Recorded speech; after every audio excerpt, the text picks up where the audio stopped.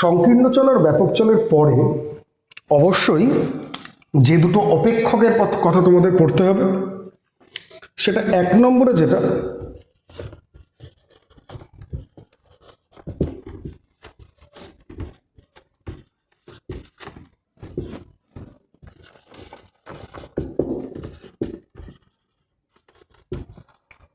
প্রথমটা পড়তে হবে অবস্থার অপেক্ষক, যাকে ইংরেজিতে বলছে স্টেট ফাংশন। অর্থাৎ এমন কিছু ফাংশন বা এমন কিছু চলরাশি, যে চলরাশিটা বা ভৌত রাশিটা পরিমাপযোগ্য, চুলটা কি হলো, যা শুধুমাত্র অবস্থার উপর নির্ভর করে। অর্থাৎ ধরো গ্যাসের কোনো তন্ত্র বা ব্যবস্থা সিস্টেম, সেটা প্রথম অবস্থায় ভৌত রাশিটার মান, আবার অবস্থা পরিবর্তন করলে দ্বিতীয় অবস্থায় সেই ভৌত রাশির মান, মাঝখানে কোন পথে বা কোন ওয়েতে প্রথম অবস্থা থেকে শেষ অবস্থায় গেলে তার ওপর এই ভৌত রাশির মান বা মানের পরিবর্তন নির্ভর করবে না। প্রথম অবস্থা এবং শেষ অবস্থা যদি অপরিবর্তিত থাকে, তাহলে কোন পথে প্রথম অবস্থা থেকে শেষ অবস্থায় পৌঁছলাম তার উপর এই ধরনের ভৌত রাশির মান বা অপেক্ষকের মান নির্ভর করবে না। আরেক ধরনের কি অপেক্ষক আছে, তাকে বলছে পথ অপেক্ষক বা ইংরেজিতে পাথ ফাংশন।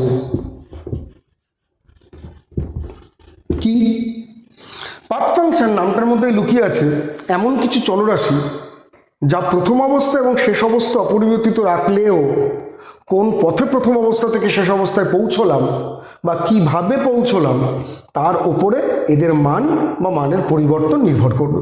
অর্থাৎ তারা পথটার উপর নির্ভর করে, আমি কোন পথে প্রথম অবস্থা থেকে শেষ অবস্থায় পৌঁছলাম। আর আগে যেটা অবস্থার অপেক্ষক ছিল, তারা কেবলমাত্র অবস্থা দুটো যদি অপরিবর্তিত থাকে, পথ যেভাবেই প্রথমটা থেকে শেষটা অ্যাচিভ করি না কেন, মানের পরিবর্তন বা মান সেই পথের উপর নির্ভর করতো না, আগেরটা শুধু অবস্থার উপর নির্ভর করত।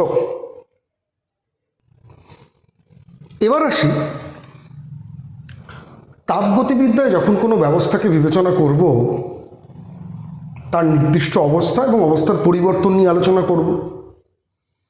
তো সেই নির্দিষ্ট অবস্থাটা কেমন হওয়া উচিত তার উপরে কিছু আলোকপাত। যে কোনো ব্যবস্থায় আমরা যে তাপগতিবিদ্যা পড়ি, কোয়াসিস্ট্যাটিক বা স্ট্যাটিক, সেই তাপগতীয় সাম্যাবস্থার কথাটা বা থার্মোডাইনামিক্যাল ইকুইলিব্রিয়াম এটা মেনটেন করা উচিত ওই অবস্থাটা। তাতে তিন ধরনের সাম্যাবস্থার কথা বলা হয়েছে। এক, তাপীয় সাম্যাবস্থা, তার মানে বোঝাই যাচ্ছে একটা গ্যাসের যে তন্ত্র তার বিভিন্ন অবস্থানে তাপের একটা ভারসাম্য থাকতে হবে। কেমন? একটা গ্যাসিয়াস সিস্টেমটা কোনো এক জায়গায় উষ্ণ বেশি, কোনো এক জায়গায় উষ্ণতা কম, এটা হলে চলবে না। এবং পারিপার্শ্বিক সারাউন্ডিংয়ের সাথেও কিন্তু তার তাপমাত্রার কোনো পার্থক্য থাকলে চলবে না। তাহলে তাপীয় সাম্যাবস্থা একটা নির্দিষ্ট টেম্পারেচার বা তাপমাত্রার কথা বলে। অর্থাৎ যখন কোনো গ্যাসের সিস্টেম একটা অবস্থা ভাববো, তখন তাকে একটা সার্টেন টেম্পারেচার বা নির্দিষ্ট টেম্পারেচার আমাকে ভেবে নিতে হবে। তারপরে যান্ত্রিক সাম্যাবস্থা। যান্ত্রিক সাম্যাবস্থা, যান্ত্রিক শক্তি, তো সেখান থেকে আস্তে আস্তে ভরবেগ, রৈখিক ভরবেগ, কৌণিক ভরবেগ, এই ব্যাপারগুলো আসবে। তো এখান থেকে একটা প্রেশারের ইকুইলিব্রিয়াম, অর্থাৎ সিস্টেমটার বিভিন্ন অংশে প্রেশারের কোনো পার্থক্য থাকছে না, ভরবেগ একটা জায়গা থেকে আরেকটা জায়গায় বেশি পরিমাণে যাচ্ছে না, এবং সারাউন্ডিংসের সাথেও সেরকম একটা সাম্যাবস্থা এর বজায় থাকা উচিত, তাকে যান্ত্রিক সাম্যাবস্থা বলছে। এবং last but not the least, রাসায়নিক সাম্যাবস্থা। অর্থাৎ একটা গ্যাসের তন্ত্র যখন ভাববো, এরকম যাতে না হয় কোনো এক জায়গায় ঘনত্ব খুব বেশি হয়ে যাচ্ছে, কোনো এক জায়গায় ঘনত্ব কম হচ্ছে, ব্যাপন হয়ে যাচ্ছে উচ্চ ঘনত্ব থেকে নিম্ন ঘনত্ব, না।